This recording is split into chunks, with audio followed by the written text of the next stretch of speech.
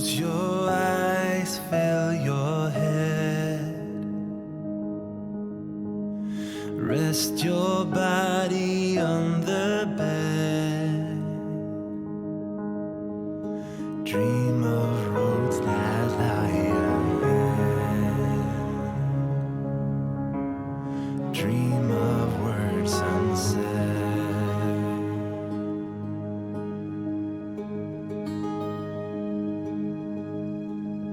I will keep you safe at night. I'll turn every wrong to right, and I will stay from dark to light, and I will hold you tight.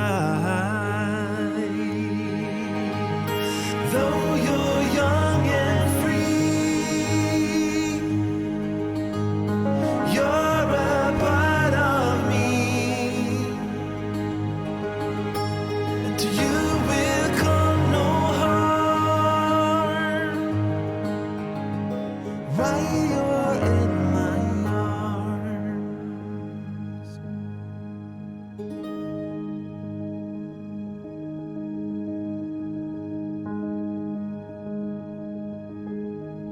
Close your eyes, fill your head.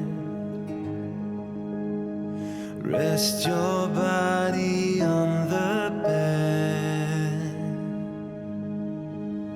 I will keep my child inside.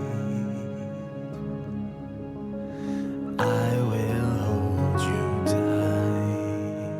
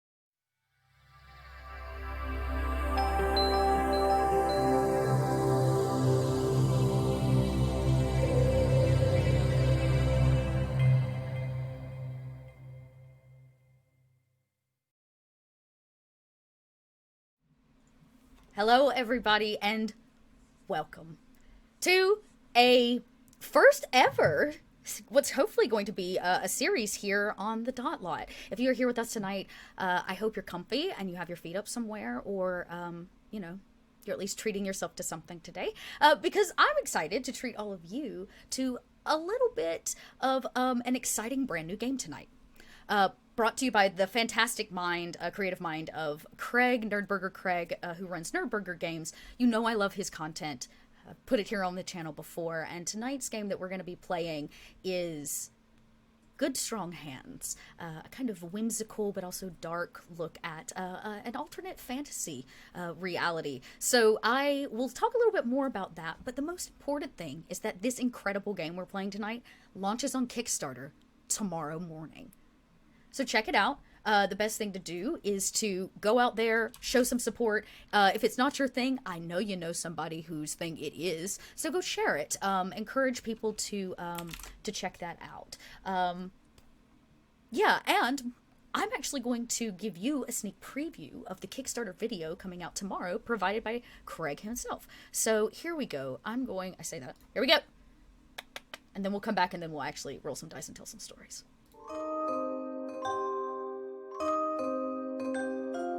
The world of reverie is in need of heroes. A faceless, malevolent entity known only as the Void threatens to destroy your world. Will you heed the call? Good Strong Hands is a darkly whimsical, rules-light role-playing game about saving your fantastical world. You play one of a variety of fantasy beings or a human ally drawn from Earth, working to stop the destruction of your beloved home. Characters are summarized in 2-page playbooks, and the GM can draw upon streamlined 2-page story schemes to guide you in adventure. With these tools, the players and GM work together to build your personal world of reverie as you tell stories of friendship, teamwork, self-empowerment, overcoming harmful forces, and dealing with a world in crisis. However, as your character proves themselves a hero, the Void notices and tempts you with fell powers called corruptions. Will you stay true, or will you walk a line just this side of destruction yourself? Reverie needs your good, strong hands.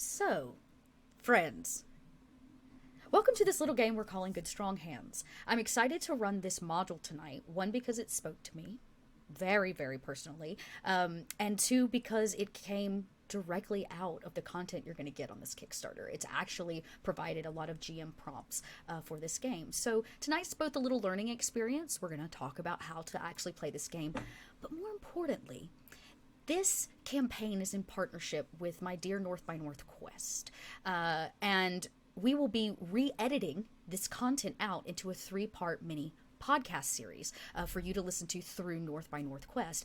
And most importantly, the re-editing is going to give, for all of you North by Northwest fans out there, a little bit of fun, Easter eggy filled podcast goodness. But here, we're going to be just doing a regular old live show and playing through a game. So you'll have to check it out on both places to get the full experience, y'all, is basically my marketing pitch to you.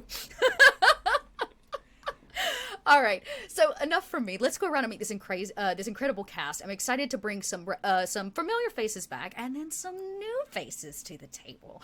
So we're going to just go straight to my left. I believe it's your right. I'm not sure. Drac, welcome to the channel. Hi, I'm Drac. Thank you for inviting me. I'm very excited to be here. I guess I introduce myself. I'm Drac, or Draconics, but Drac is shorter and easier to spell. You can find me on Twitter at Draconics, that's DRAKONIQUES, and I'm all over the place recently with TTRPG stuff. So Yeah, just follow me and you probably hear what I'm up to eventually. I retweet a lot. It's true. I mean, that's how I found you. And I was like, oh, and then stalk's a hard word. Then I followed you online and followed your stuff, and I was like, I want to play with this person. Welcome to the channel, to the Dotlight. I'm really stoked to have you here. A face that all of you should be somewhat familiar with, but if not a face, then definitely a voice. Tiffany from North by Northwest. Hi. Hi, I am Tiffany. I am a producer, player, GM, and one part of the madness that is North by Northwest. So for those who have been at the Dot Lot for a while and anyone who is new, North by Northwest is a tabletop games podcast. We have been playing D&D. We are adventuring into new territory here, especially with novellas kicking off right now. I'm so excited for you guys to join us on this adventure. And I also do cosplay things and shenanigans on the internet, so feel free to find me there. Are we doing character things now, or are we waiting for character things? We'll do those in. Only slightly paying attention. That's okay. I appreciate that, Tiffany. I really do. No, I think we're going to do those in game, actually. So we'll do those in game. So no, don't hold on to those sweet little characters. I know you can't because you're far too adorable. For TBD. Yeah, so just hold your love of her look, and we'll come back to it, chat. Moving along to another look. Nikki, thank you so much for coming onto the channel and doing this with me. Thank you for having me. Yeah. Hi, everybody. I'm Nikki. I'm the Wig DM on Twitter. You can find me at Final Show Films, Craftic Studios. We'll be launching a Twitch channel called Slady's ATL at the end of next week, October 2nd. So check out information about that coming up soon. I do a whole bunch of stuff, and Red Dot invited me to come and do this, and I'm really, really excited. And yeah, that's just me. I'm cute. It's perfect. It's perfect is what I heard. Last but certainly not least, somebody near and dear to my heart, somebody that is not a stranger to my games, or a stranger to my heart. No. I know, don't cry yet. We're not even at the end of the game. Yeah. This is just the top.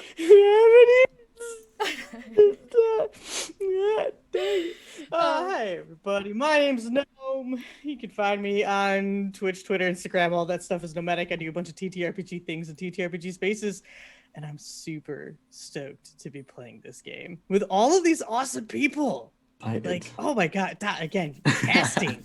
I can't wait. I don't really know what happens. I just kind of ask them and they say yes, and then I feel really lucky. So thank you all for making me feel like a lucky dot. So here we are, the start of this new series, which I should say out loud is funded thanks to the kindness of the Fulton County Arts Council here in Atlanta. This is going to be the sponsor for the rest of 2020 and is going to sponsor 3 series on this show, this being one of them once a month, which is really cool. We're going to be using mostly games that are kind of new to market or a little unheard of, just like Good Strong Hands. And I am bringing on, throughout this series, not this series, but all 3 of them, Atlanta-based artists, people that are local to Fulton County. So we're kicking off with Craig, who of course is from the Atlanta area as a game designer. Couple of us, show of hands, might be from the Atlanta area. So you're going to be seeing a lot of great talent coming out of this city because this city is now making these shows possible. So there that is. I'm very excited to see what that means. I've got some new friends that are going to be joining us, so this should be exciting. So we're going to kick off this game in a place called Reverie. Reverie is not defined by me. It's defined by all of you. And the 4 of you, each in your forms, find yourself, along with a lot of other creatures, traveling to a gathering. You could say autumn celebration here in Reverie. One that is about the changing of the seasons, the celebrations of nights getting longer, the weather getting colder, and the trees going to sleep. It is both a celebration and a time for hibernation.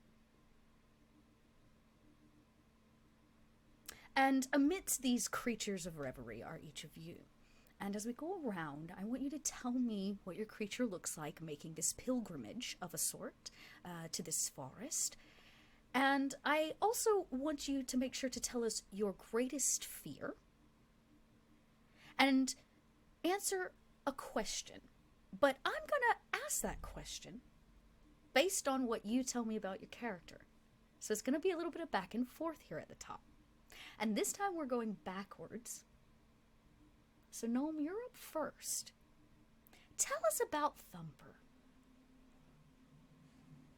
Well, Thumper is a stonekin, probably several hundred pounds, maybe about 4 feet tall, and pretty wide. He is a very, very big boy. Broad, stout shoulders, very squarish hands, squarish feet. His head doesn't really sit on top of his shoulders. It's almost more hunched and protruding, almost as if from his chest, where the shoulders and head just kind of almost level out. He has moss just covering most of his body in a brilliant display of colors, notably reds, though. Okay. From like almost like a rust appearance because of the oxidation. Yes, correct. That's the word. Yep, the thing. The so science. the stone is actually the science has Oxidizes. turned reddish. Oxidized, yes, oxidization, something like that. That's the thing that I'm looking for. You're the best. Thanks, Nikki. No problem. And yeah, so and crawling all around him, and you could kind of see like little bits of pebbles kind of moving around his form, as well as like leaves and twigs and stuff like that. It's just a colony of ants that just continue to move through, whether it's his mouth or his ears or just around his body. He lives in a symbiotic state with this colony, and they work together. His fear is that What's he fear? his greatest fear is water. Rocks can't swim. Okay. Yeah, that makes sense.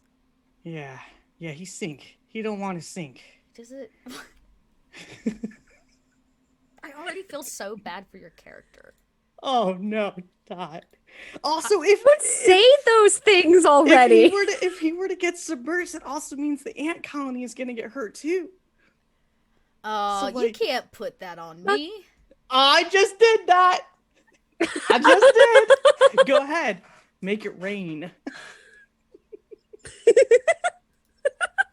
All right. Hundreds of cute Speaking ants. of making it rain and potentially washing away these little critters, there's a sword there at the bottom of the screen. Does everybody see it? That sword can be filled by your support of the channel. When that bar reaches $50, the void, the darkness in this place say, I don't know, makes it rain. No! But also, yeah. You can also give bits and tips throughout the game as well, and I will do my best to count those towards that bar. I'm also doing something very special right now on the channel, and for you audio listeners that are getting this a little late, I'm so sorry you can't join in on this, but I hope you did it anyways. If you prove to me that you have registered to vote here in the States, I want proof. Take a picture. Show me your card. I don't care. If you've registered to vote, I will give you some kind of advantage to give to a player on screen. Ooh. Vote, guys. That It is my doesn't- political oh, statement. Yeah. It's simple, it's easy. Register. And we'll get to when it actually happens. We might even, I'll do the chicken dance if you go out and vote for every one of you. But we'll talk about that later. Back to these incredible little characters. So Thumper is afraid of sinking. Basically, he doesn't want to drown because he's got an ant colony living in his rock-like body. But Thumper lives in this land of reverie. He is made of stone, of possibly even the earth of this place. What draws him to this festival?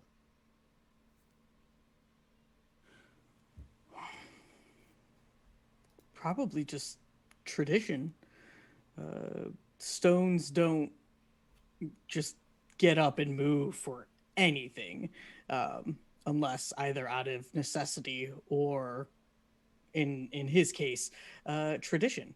And it's probably a once a year sort of thing to attend this autumnal festival.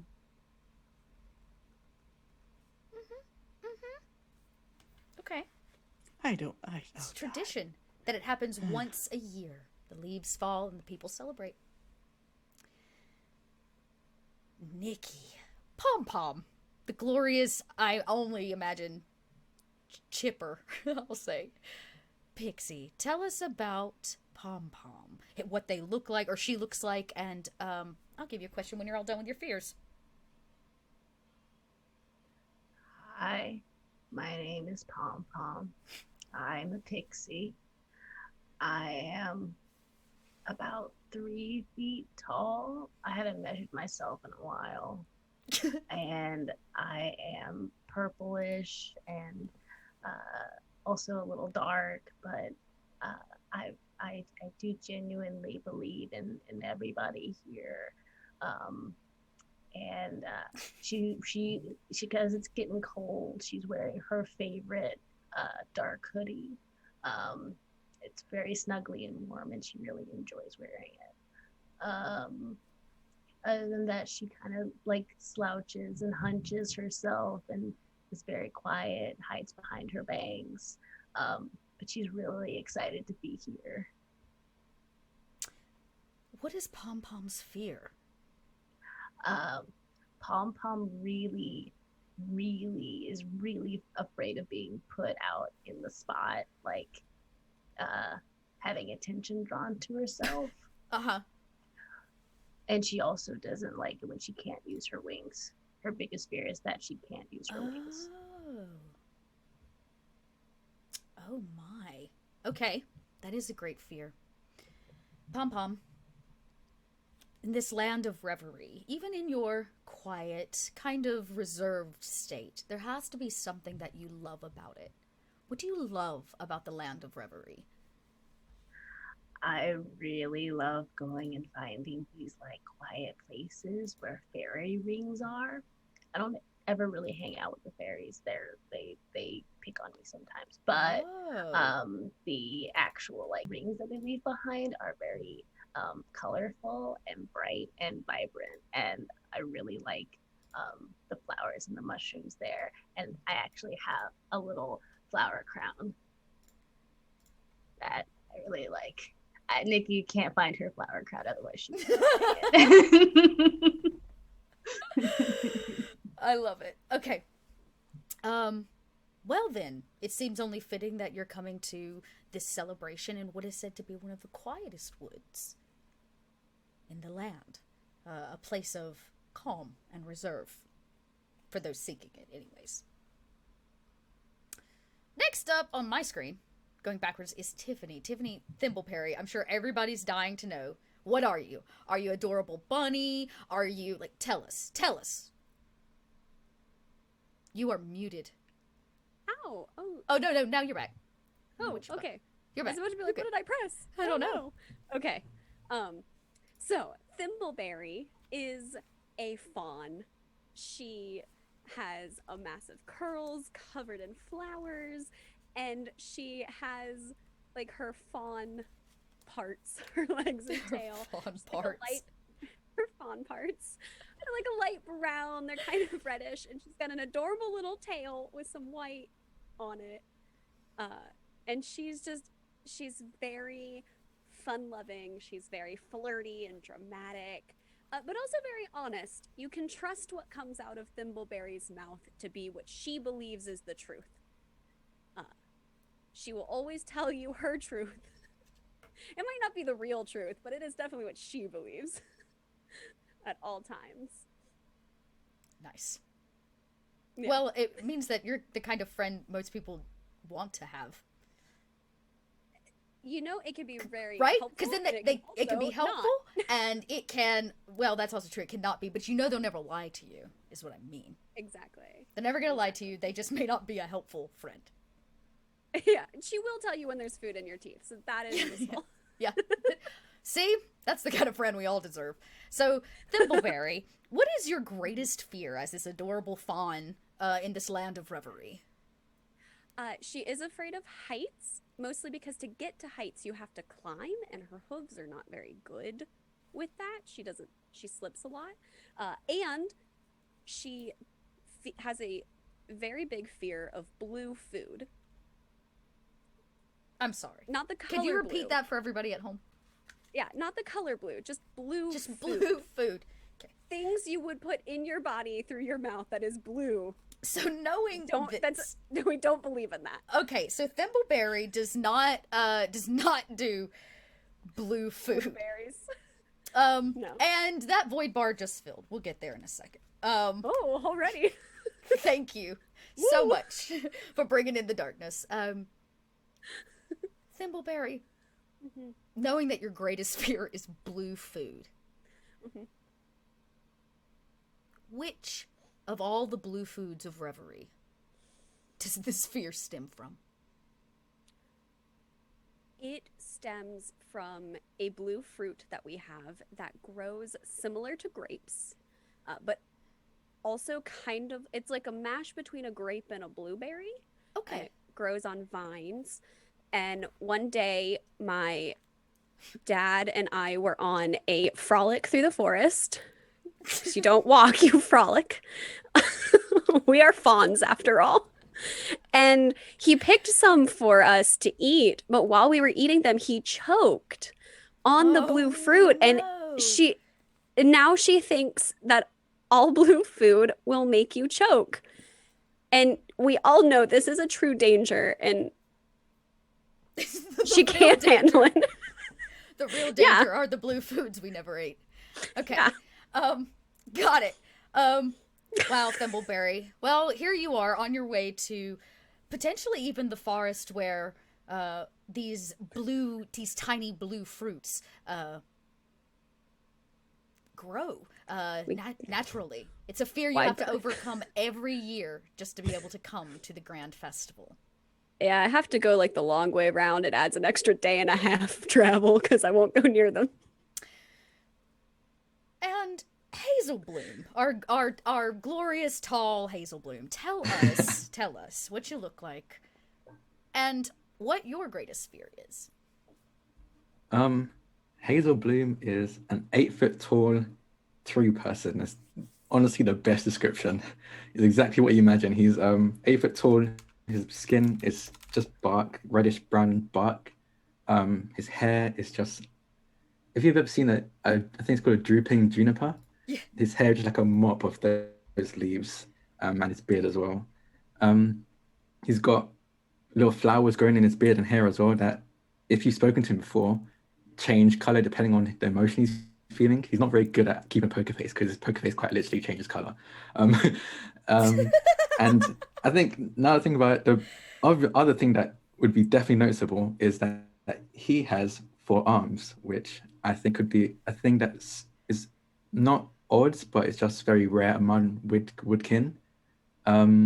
He's got patches of moss growing in his body, and woodkin tend not to wear clothes because they're trees. They don't really need clothes, and the bark skin would wear it down very quickly. But to make other people more comfortable, he wears a pair of baggy purple pants, so he's at least modest.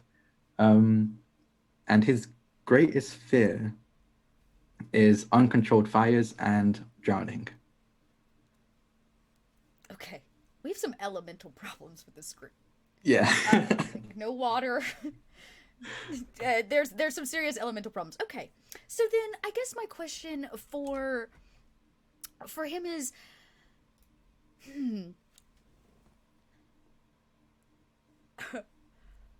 of his poker faces, of his many flower colors, what would you say his,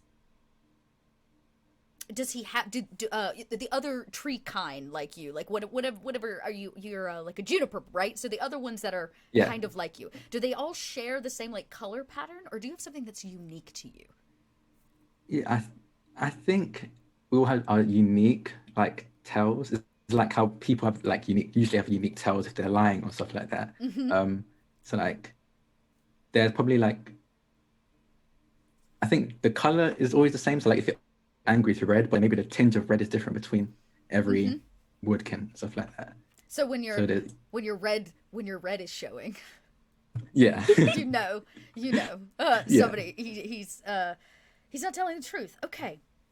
So what an interesting land of reverie, these creatures that live together. I'm not even going to call them strange or weird, because they're neither of those. They're just the kin of this place we call reverie. And they are migrating in mass. Fawn, pixies, strange, I would say plant folk across the spectrum, not just trees, bushes roll down the sidewalk, rock formations, and some general animals that we probably know, birds overhead. But the land of reverie is lush and beautiful, and the sun is high in the sky, clouds above. And as you come up over the hill to where should be the forest, this grand forest where a celebration is held every year, the celebration of that final leaf falling. But this year is an important one. This year for the Everflame Forest, it is an 100-year marking point. This is the year that all the foliage falls off and dies, and a phoenix arises from the chasm and renews the forest for another 100 years. Are any of you 100 years old? Have you been around that long? I think I have. You have? I think Hazel Bloom has, yeah. I wonder, did Hazel Bloom come see the last, renewing of this forest? The last time the phoenix arose? Yeah, I think he would. Yeah, I think this is definitely he's going on this trek for a tradition as well, but he enjoys it, so like he looks forward to it. Yeah. I think so. Yeah. So it's known as the Everflame Forest because it is supposed to always kind of be red with trees. Now, one of the folk living in Reverie is tasked with taking this final leaf that falls into the forest, throwing it into a chasm atop what is known as Ash Mountain. And you see it. Ash Mountain, deep on the opposite side of the Everflame Forest. Just, I guess you could say the apex of what we know as a volcano. Dark gray ash plumes regularly from it. This is not unnatural. But this single folk takes a red leaf, the final one, and throws it into the top of Ash Mountain. This calls forth a phoenix that brings on another century worth of life and rejuvenation to this forest of celebration. But as this group of you come up over cresting the hill, where there should be tents and festival pieces set up, there should be wagons and carts being pulled in by strange multi-legged creatures and ladies in odd hats, it's not. The folk are gathering here at the base of the forest, which is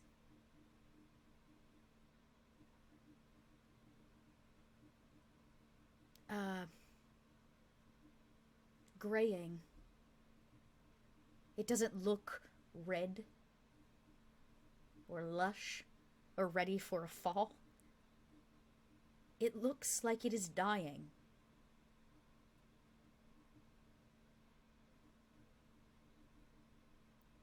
Something is wrong in the land of Reverie.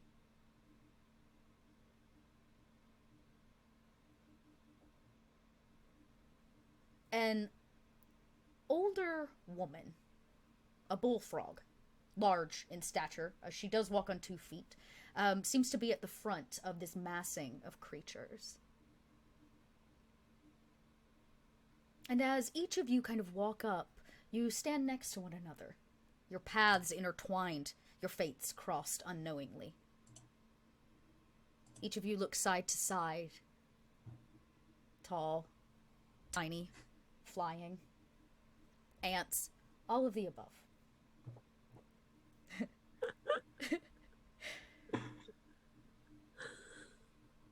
Do you say anything? Or do anything? Pom Pom hides in one of Hazel Bloom's arms. One of them. Just like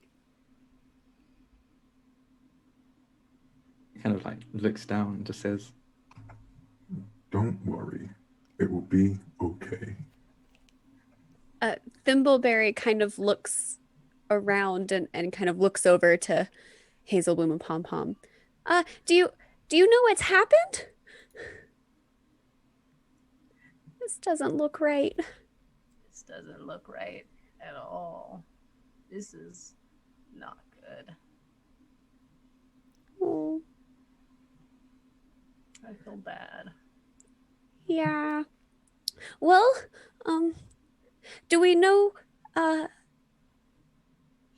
who's in charge of the festival? Maybe we could help. Maybe we could make it right. Ooh. Yeah. Helping. This bullfrog woman who's kind of at the front, who's been just kind of ahead of everyone, staring deep at the forest, closer than anyone at all. She carries a walking stick, and she hears both Hazel Bloom's booming voice ring out over the crowd. Everything will be okay. And Thimbleberry go, we could help. And the juxtaposition catches her attention. She spins rather dexterously for a giant bullfrog. And she stares at you with a lazy eye and a drooping jowl. Help. Yeah. The final leaf has been stolen. She kind of holds her staff up in the air. I can feel it. Oh my goodness. The sub bomb. Thank you so much for an anonymous sub bomb. Wow. Thank you. Back to point. She kind of says, she says, and she points her stick at all of you, and she says, it will not be okay. The leaf is gone, and the mass of the folk gasp. No! Somewhere off a pixie cries. Well, if it's been stolen, that means we can find it again. We can get it back. Yeah, we have to find it. It's important to The forest- everybody, I guess. Yeah, the forest needs it.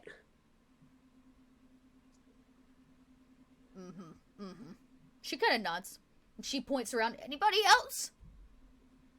Think we can catch them? Somebody goes, I don't even know what it is. And, another person down the other way goes, oh, I'm going home. You hear a woman go, grab the kids, honey. And a few people begin to depart. The festival, for the first time ever, isn't going to happen. And this frog again points her stick and she says, so just what? You? Passing over all four of you, even the very quiet Thumper. Yeah. Well, yeah. We're going to save the festival. We're going to save the forest. And we're going to get the leaf back. And everything's going to be better. Yeah. Yeah. She said. She kind of she swallowed something. Maybe she's been hanging on to it all day. You don't know. She's a bullfrog. And she says, well, the rest of you don't go anywhere. It seems they're gonna fix our problem. A few people laugh, but you think she's being serious. You're pretty sure she's being serious. It's hard to tell. It's just She a wouldn't lie. one face bullfrog. But she says, come, I show you. And she kind of begins walking the four of you towards the very clear line of this forest. while we're walking, Hazel Bloom kind of turns to Thumper, because Thumper hasn't said a word, but got pulled into this. So he's kind of like, I am very sorry for pulling you into this. I just wanted to see the festival. This is the Hopefully, body. you will. I've seen it, and it is a beautiful thing. This was supposed to be my first time. Well, if we do manage to fix this, it will be one hell of a first time. I'm I sorry. like that. Let's fix it. Let's fix it. Yeah, we're gonna save the festival and the forest. Y'all, they are the buddy cop duo we did not know we needed. Hell so yeah. We did not know we needed these. I'm sorry. I was trying so hard not to laugh or say anything. That was so cute and so heartfelt. And this big boy thumper just wanted to see it. Wanted to see the phoenix rise. Usually it is a single folk that takes this leaf up the mountain, but for the first time ever in the history of the dropping and the rising of this forest, you're gonna do it as a team.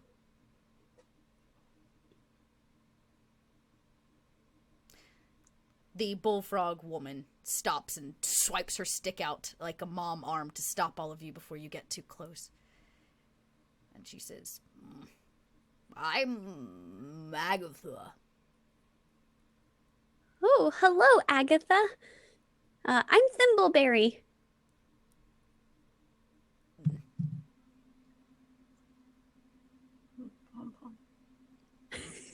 Speak up, child! I can't hear you. Old ears, wonk wonk. And she kind of hits herself on the head. Did you say wonk wonk? Yeah, it definitely wonk wonk. She's a nut. She's nutty. Dot, it's just you. I know. Stop! No, don't tell him all my secrets. It's definitely the bullfrog. The bullfrog is the nutty one.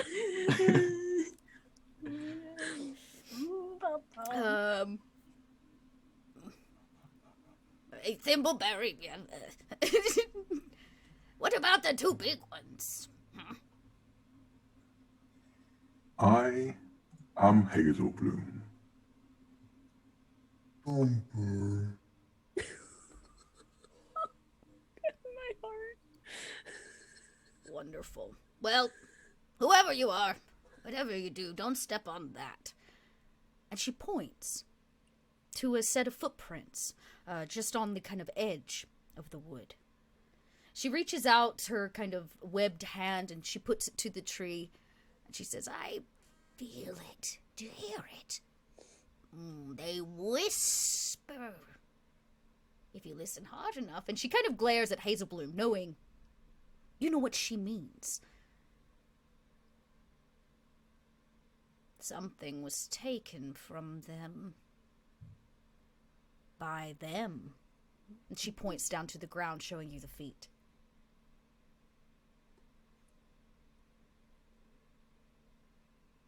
And we tell what it is from the footprints? You could all maybe try to figure it out. Anybody, like, not maybe live inside of a city or consider themselves an actual, like, really wooded folk. We can also do this as a team roll, which is pretty interesting. But these would probably be the first rolls of the game. Ooh. Hey. Yes. Now, to tell this, it is going to be a rather difficult roll. In the game of good strong hands, I'm going to give you a target number that you are trying to hit.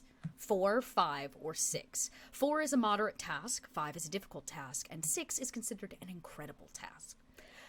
I would say this is a difficult task. You're gonna need to get a 5 on a dice pool of d6s.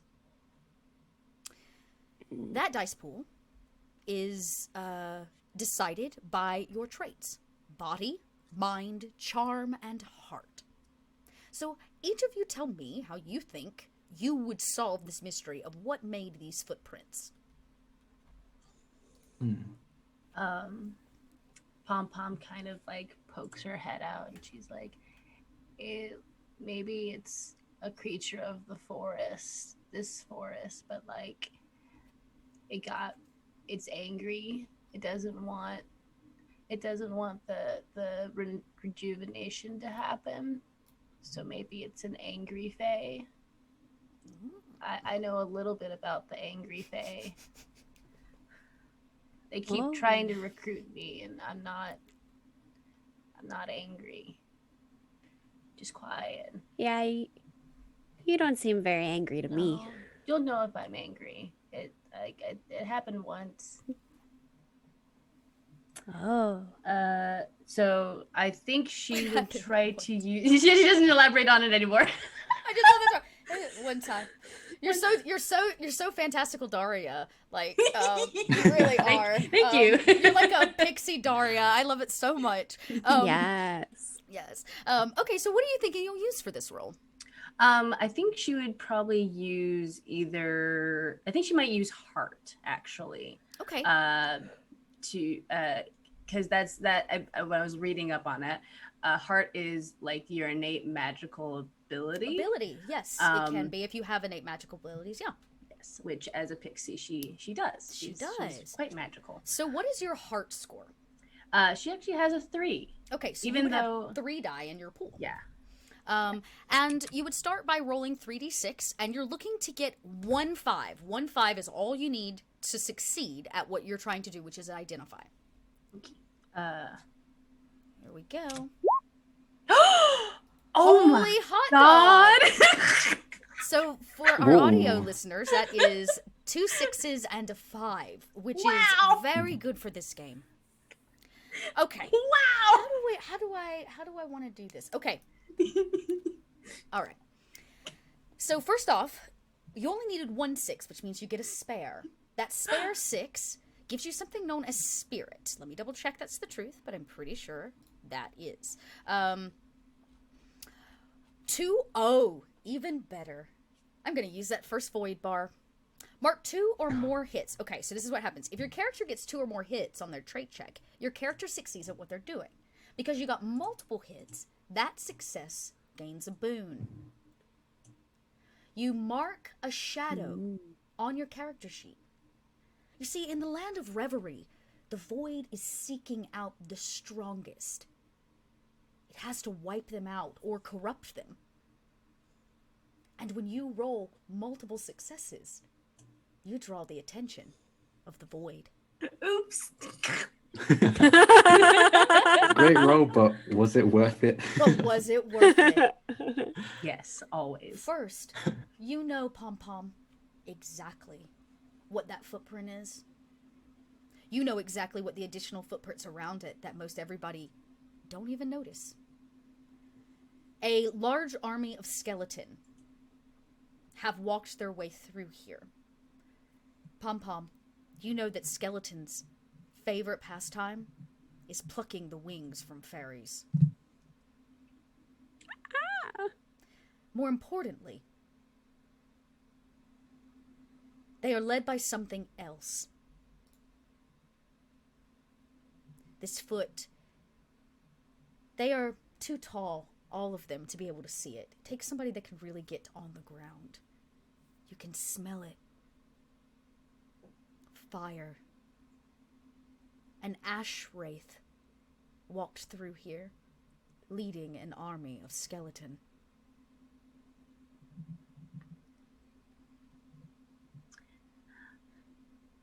Pom Pom, like her whole body shudders. And like little bits of purple sparkles come off of her. And she's like, it's a large skeleton army being led by an ash wraith. As you go They to say pluck fairy wings. As you go to say ash wraith, something in your mind chokes you up a little bit. You can't even mouth the words. You don't think, but the void, it sees you, and it doesn't want you to tell your friends what is in there. Pom Pom goes and hides back under Hazel Bloom's arm. It's just like, What's wrong?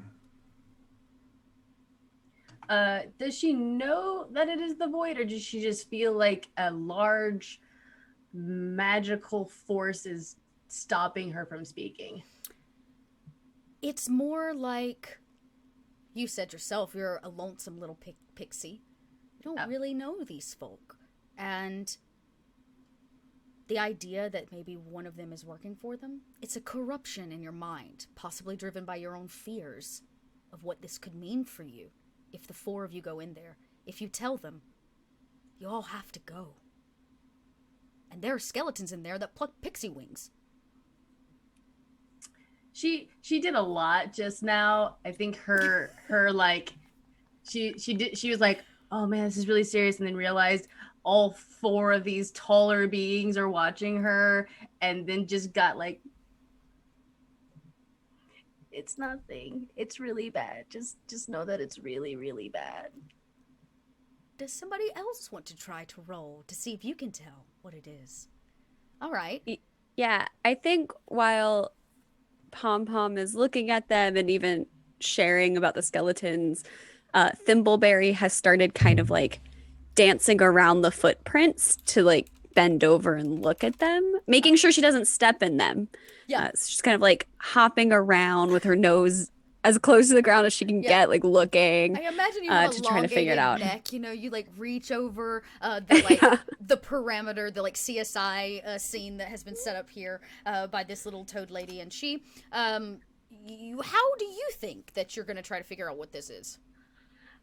I will probably use mind, which is more just like your knowledge and mental and perception intellectual and things. Yeah. The reasoning and wisdom of their senses. So I would say that makes total sense. You're just a creature of the woods. You would know if something haunts it or tries to kill it. So what do you have for your mind? I have a 2. Okay. It's still a difficult task. You need a 5. Fingers crossed. Everybody cross them fingers. I got a cumulative 5. Okay. Oh no, my Roll20 didn't show it. Yeah. It did. It was just there it is.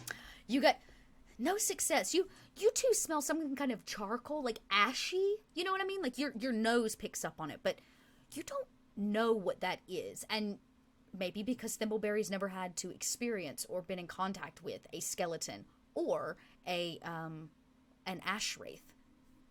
Probably not. She tends to stick to like forest clearings and things that are like flower meadows and stuff. Yeah.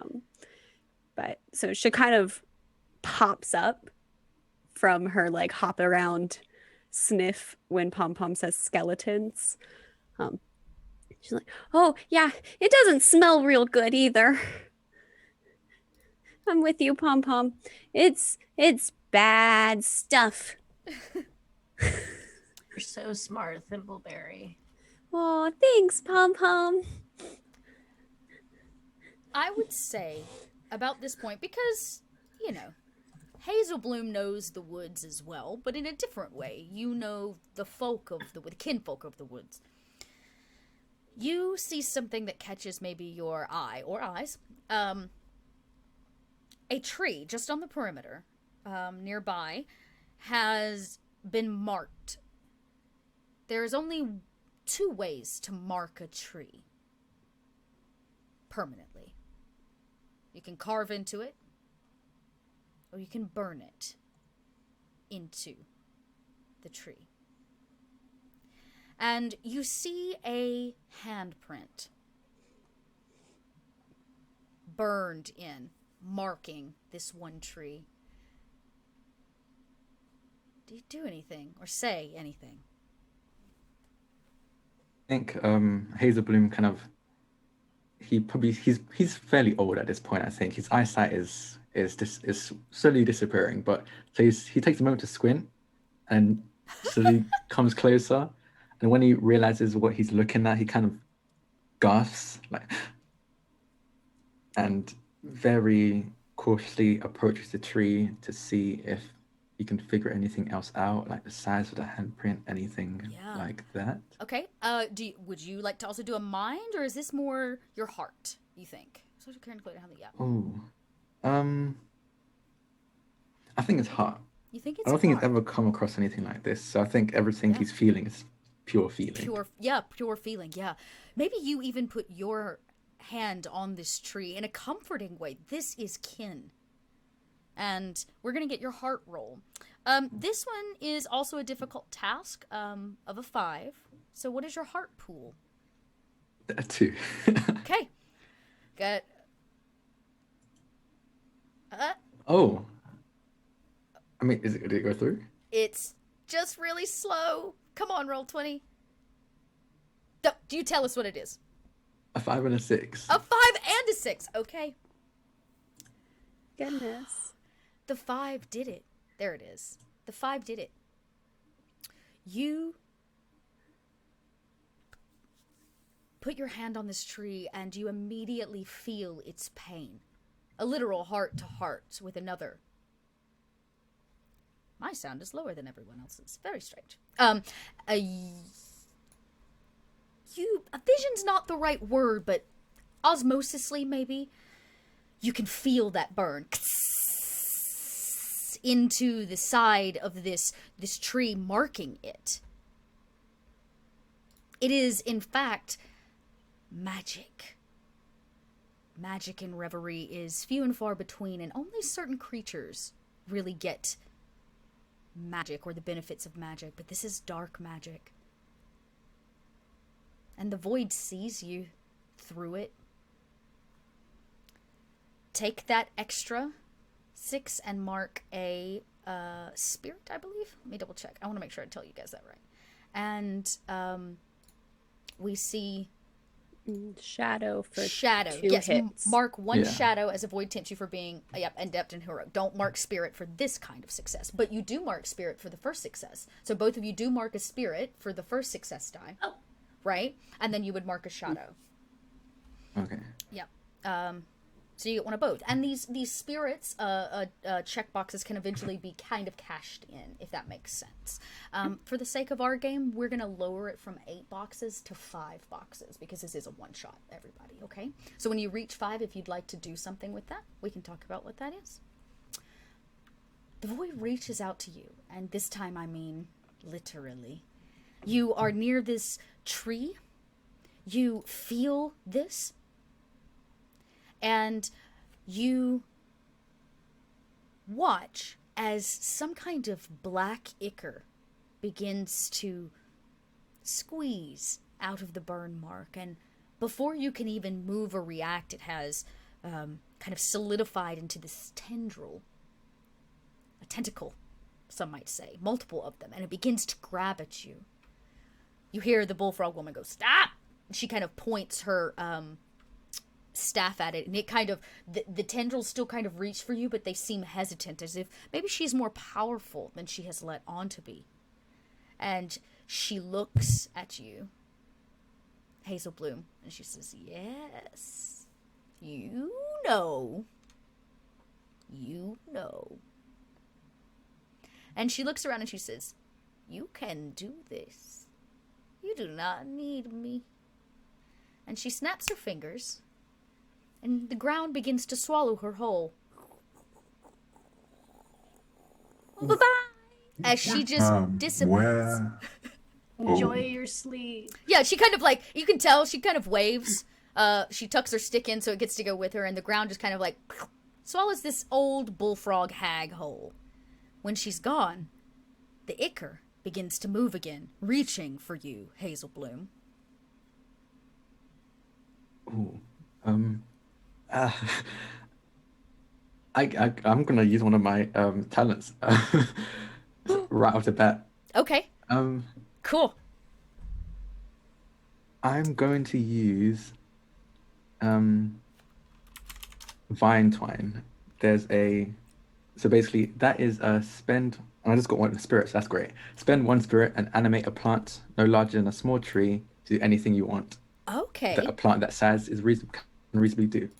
And I mean, there's quite literally a tree that is coming out of.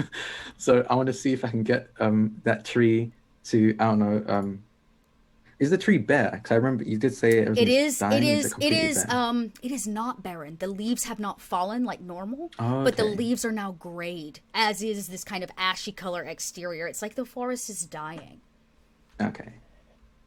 Ooh. Okay, I want to see if I can get the moss on the tree to envelope and wrap and push the tendrils back into the Okay. tree. This is cool. So this is a trait that you can use with a roll. Let's talk about how to do that. What role are you thinking of making along with this? Does it tell you what you have to roll? That's also a good question. No. Okay, perfect. Yeah, no. So you will add the trait. The trait here, I'm going to read it because I want to make sure it's right. Special trait. Boons, spirit. Is this magic? Do you do magic? Yeah, I do magic, yeah.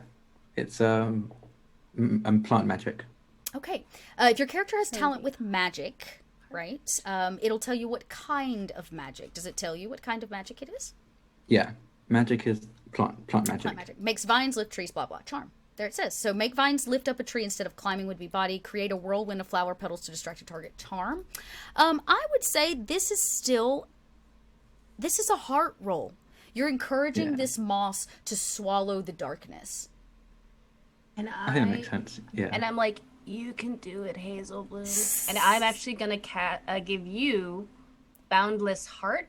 Oh, nice. Which is one of my talents. Okay. I gain advantage on heart checks to help someone through adversity and perform minor magic. Okay. So I would say in this case to help them. Yes. Cool. And you don't need to roll for that one. I'm guessing not. What kind of magic is that? It's one of my talents. It's one of the blacked out squares. It's like a proper talent. Okay, yeah, perfect. Then you do the thing. You reach out and you add your talent to this, and you feel something warm and caring and hopeful, and you feel like you can definitely convince this moss to swallow this darkness. So this is an increased difficulty. This was going to be an incredible task. We're talking like this is the void coming for you. Yeah, no, that's fair. But with the help, we'll say it's just a difficult task. Making it only a 5 that you need out of your heart pool for this. I mean, my heart pool is still not great. I was lucky last time. Nope. Okay. Okay. You 1 and a 4. 1 and a 4. So you see all of, I imagine it's very kind of full of kind of color and energy and light as all of this magic gets exchanged from one very tiny creature out into a much larger one, and it fills your body with warmth, and you again siphon it out, and you touch this tree and you watch the moss move over to the hole, and as it gets close, the darkness entirely consumes it, spits it back out at the base of this tree in a mangled, dried up pile of dead moss. It matches the same gray coloring as the world that you stand in, like the forest you stand in. Hazel Bloom just kind of staggers backwards, looking down at the moss, and just whispers, I'm sorry.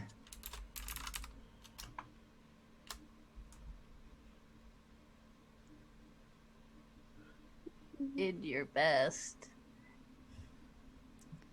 Yeah. It's fine. So should we figure out which way the tracks are going? Because I'm pretty sure we're gonna have to follow them to find the leaf. You're probably right. Send my friend.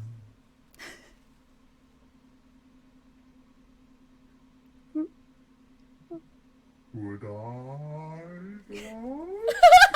I think what Noam's trying to say is, can his ants help track this? Is that what you're asking? Yep. Yeah. So, I imagine that it came out just like that to all of you. Roar, roar. And kind of maybe I'll tip your heads, and you watch as ants begin like coming out of Thumper's shoulders to see if they can track this army of skeleton. Yeah, I think he'll you hear like the cracking of stone as it grinds in his joints, like an old person, aka myself, as he moves. And just like the ants will start, wandering down to the ground. Okay.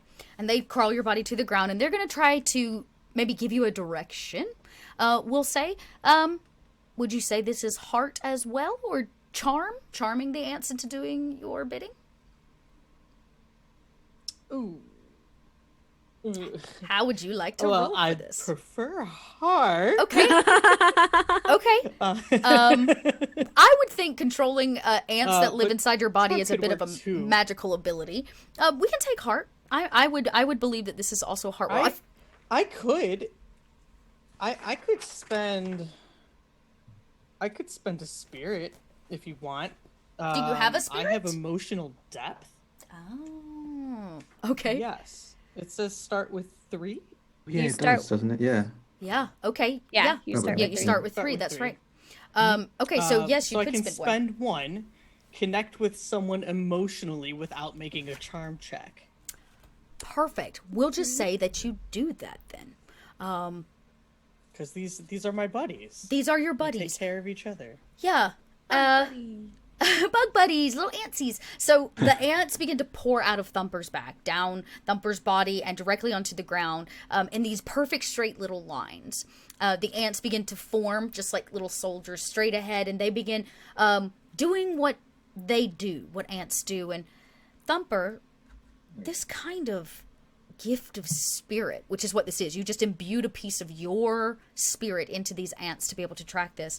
It is a red flag.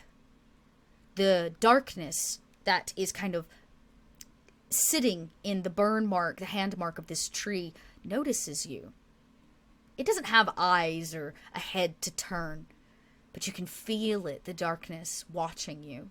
The void sees you now too. All of you. You've made yourselves known against its purpose. And oh yeah. Friends. The ants continue going. There's a lot of them, and they're still kind of pouring in. You can see they're beginning to make a trail. And as maybe you all begin to follow, I would say, Hazelbloom, you notice the last thing as you leave this tree.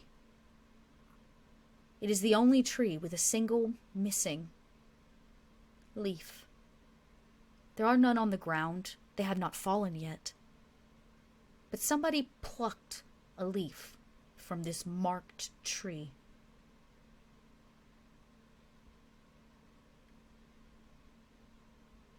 I don't think he says anything. He just silently acknowledges it and keeps following everyone. And you begin following these ants through the forest, leads you deeper, and it is the same sight over and over. Big, massive trees that should be full of browns and oranges and embering autumn colors is not. It has been tone down. It is deaf of color.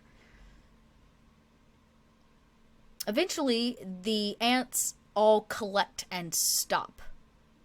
You only walk about 10 minutes or so into the forest. Oh, little ant buddies, did you find the end of the trail? Thimbleberry asks if the ants can talk back to her. Do they talk? No? So, I do have a side question then. So one of my talents Okay. that's marked in is animal speak. I can converse with any friendly, non-sapient animals.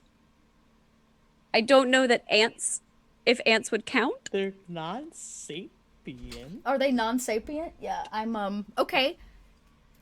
Yeah. Um, So it's up to you if they respond or not. Okay. This is of interest to me. Okay. Okay, this is of interest to me. Sorry, Dot. No, this is exciting. I've never had to play a colony of ants before. Okay. You're welcome. The ants kind of combine, and they, with ants without a purpose or without their tunnels, they just conglom and mess, and they have no extra direction. They don't know where to go, as if they've lost the trail. And you speak to this group of ants, and you hear a single word from all of them. They speak in unison. because they would. They're kind of a hive mind.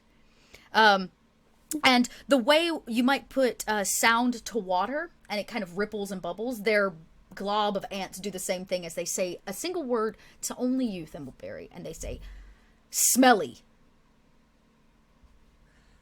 Oh, yeah, It's you're smelly. right. You're right, ant friends. It's very smelly. What does it smell like, Thimbleberry? Thumper the...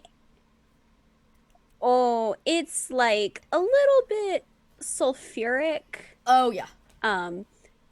Right, because, like, she knows it's skeletons now because Pom Pom said it out loud. Yeah.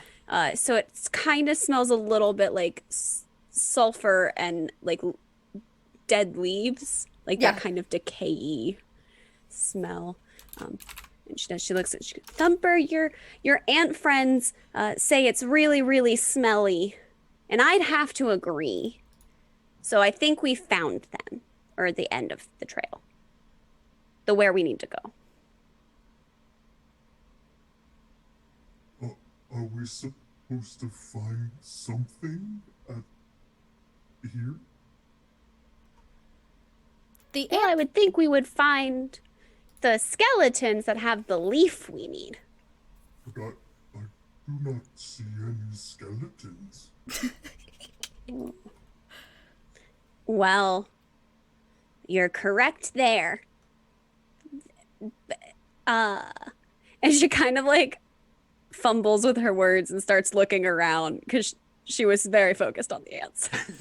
Yeah, you kind of begin to look around, and all of you, she says sulfur and putrid, and you're hearing these things, and you're right. Like, once it's pointed out to you, it's that moment you're like, oh yeah, there is an odd smell. Thumper, I think you would know that your ants look for the first time. You've been with these ants a while now. They live in you, for Pete's sake, okay? I feel like you know each other. No, BFFs. Okay, Fs, Fs, Fs. You think that they have lost the trail because it's like dogs, it's split. There is no single possible trail anymore. They seem confused, but the smell itself is getting denser. I have no notes, so the smell is of no importance. But my friends they are confused, unsure of which way to go. Normally, that means they could go many. That makes a lot of sense. Maybe we can help ant friends. Ooh, maybe we can solve this puzzle. Ant friends, we're gonna solve the puzzle. And Thimbleberry is going to try to use her eyes appropriately. Appropriately. Use her eyes to solve the smell puzzle. Got it. Okay. No, she wants to use her eyes to solve the trail puzzle. She can't solve the smell puzzle yet. Yeah. Yes. Okay. So, One puzzle at a time. geez, Dot, just pump the brakes, okay? Thanks for calling me out, Tiff. Okay. No. One puzzle.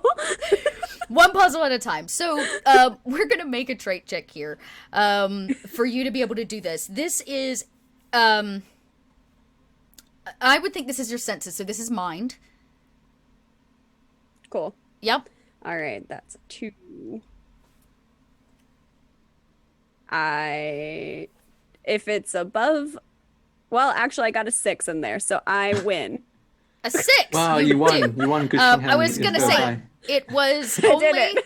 a 4, so take a spirit, because you succeeded, with only a single die, instead of a whole bunch of them. Yeah. I really wish Roll20 would just, y'all, Roll20 is hella delayed tonight, I'm sorry. Yeah. So a 6 and a 1, Yeah. so, yes, there is a success. This, maybe you prance about, that seems to be how you take in the world. We watch as you lead. It's very dancey. Yeah, and you prance about to begin kind of taking it in, and Thimbleberry, your hoof doesn't meet solid ground. Instead, it meets soft, icky, gushy ground. And your hoof Oh. into deep, dense mud. As you pull your little fawn leg free, it's all dirty with nasty black muck and mud. Oh. And you back up a little bit and you see that the ground around you as you have been prancing has made it ripple, which tells you that what looks like solid ground is maybe not. It could be a bog.